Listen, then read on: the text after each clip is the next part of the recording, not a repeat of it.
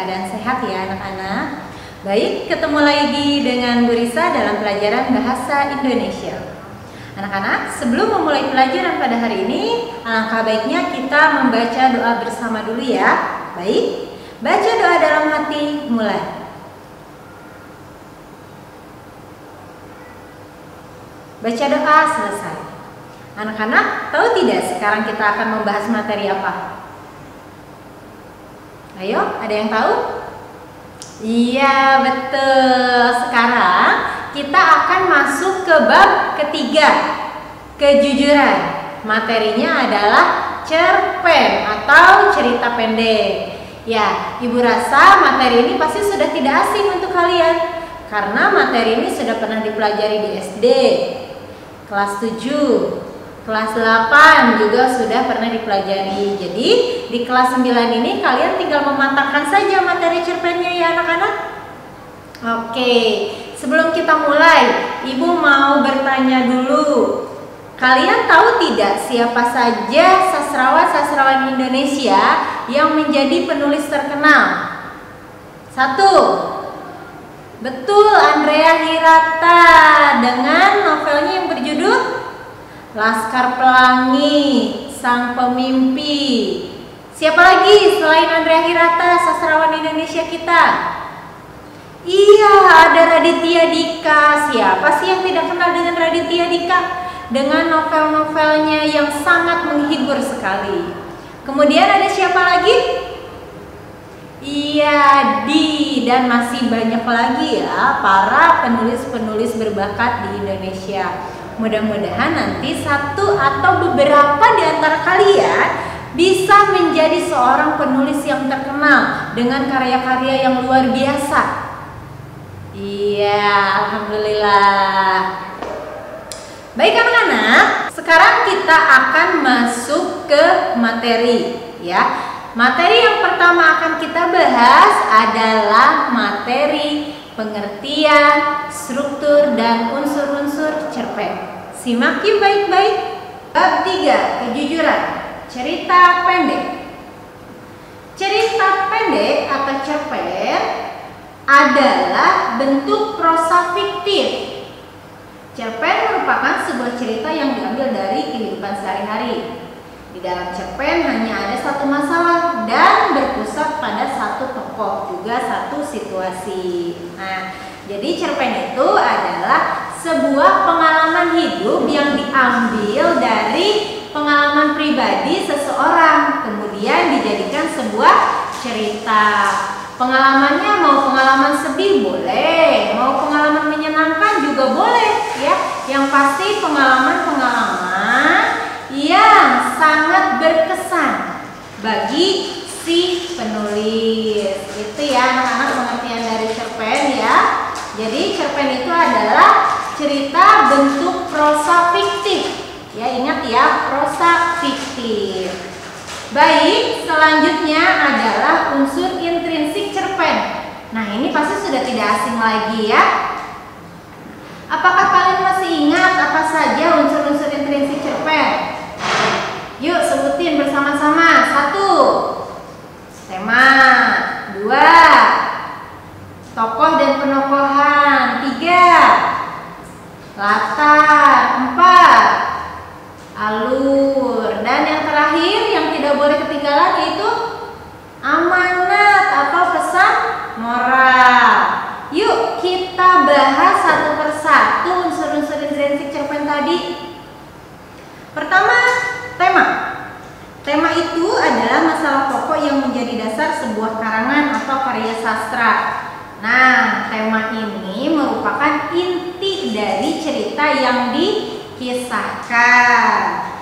Yang kedua adalah tokoh dan penokohan. Tokoh adalah orang atau pelaku yang ada di dalam cerita tersebut. Sedangkan penokohan adalah watak dari para pelaku. Selanjutnya, latar. Latar itu dibagi menjadi berapa anak-anak? Iya, ada 3. 1 latar waktu, 2 latar tempat, 3 latar suasana. Wah, pintar-pintar sekali ya anak Bu Risa Alur. Alur itu adalah rangkaian peristiwa di dalam sebuah cerita fiksi. Ya, alur itu ada alur maju, alur mundur, ada alur campuran. Betul sekali. Nah, jika dilihat dari tahapannya, masih ingatkah kalian bahwa alur itu berbentuk segitiga? Ya, jadi yang pertama ada awal cerita.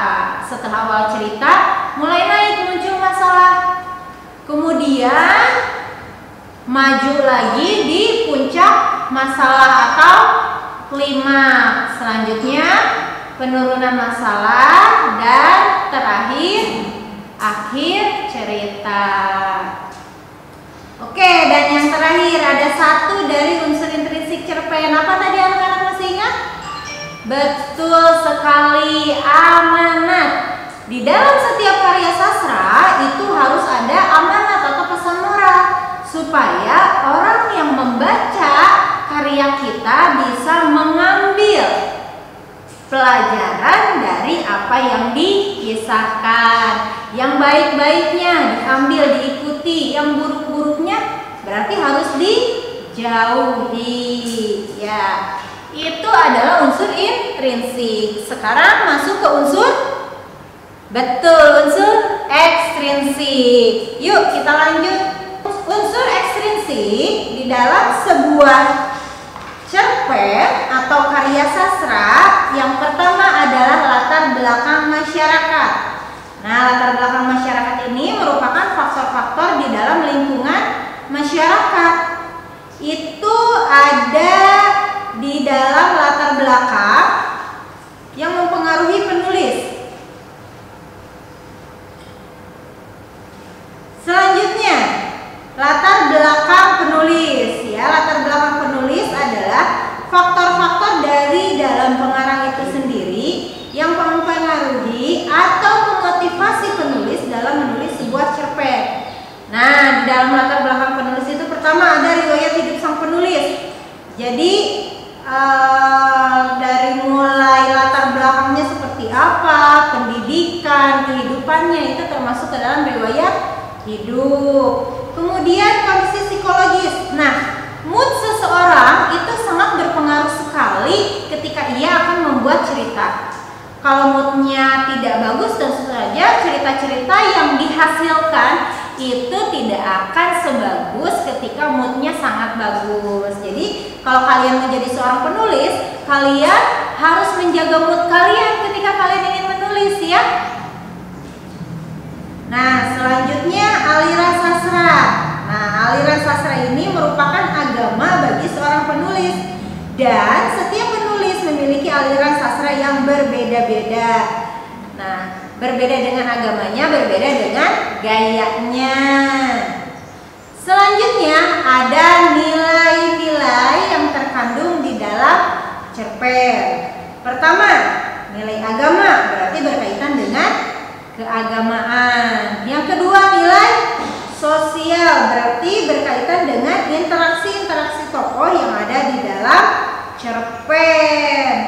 Kemudian nilai moral, yaitu nilai-nilai yang terkandung di dalam cerpen berkaitan dengan akhlak atau etika yang berlaku di dalam masyarakat.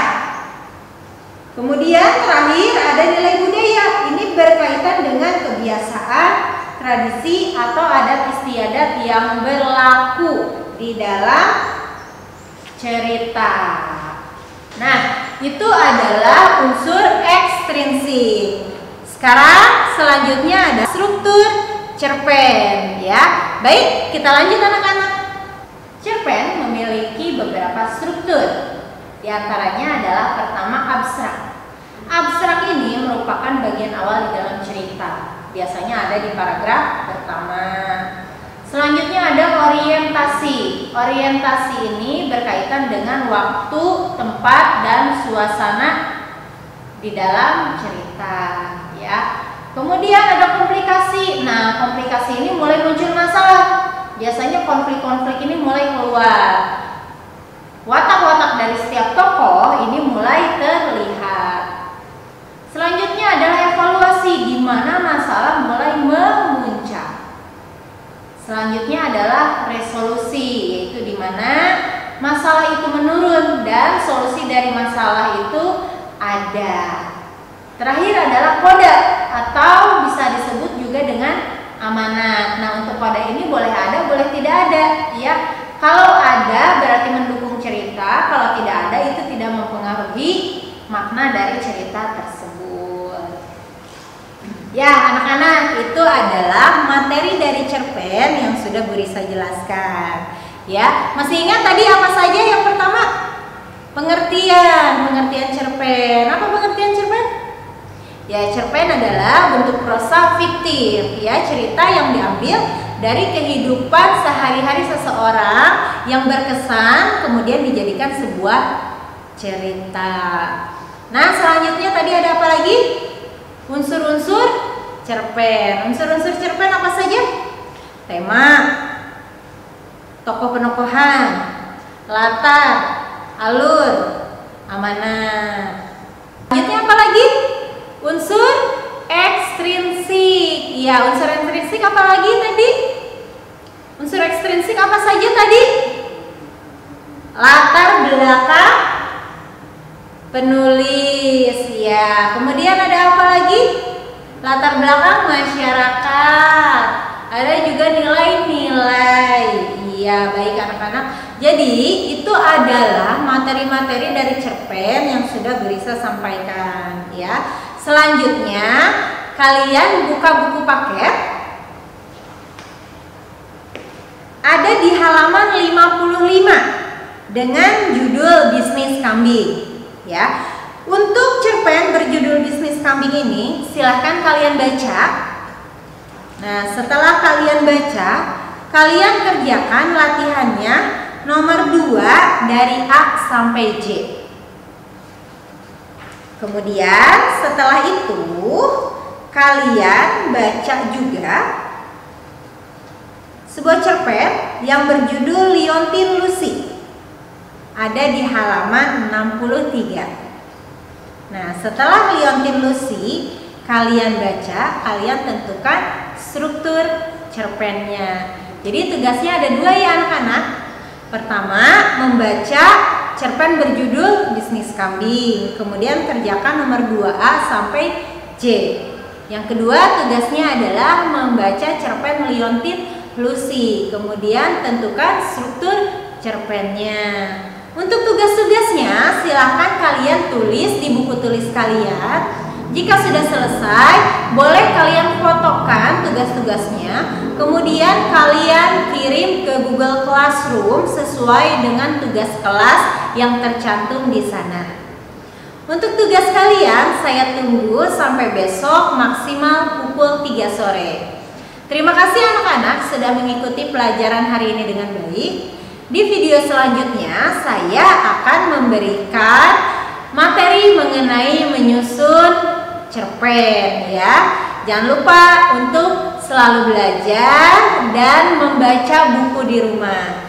Jangan lupa untuk melaksanakan sholat dan tadarus di rumah. Jaga kesehatan, tetap semangat untuk semuanya. Terima kasih. Wassalamualaikum warahmatullahi wabarakatuh.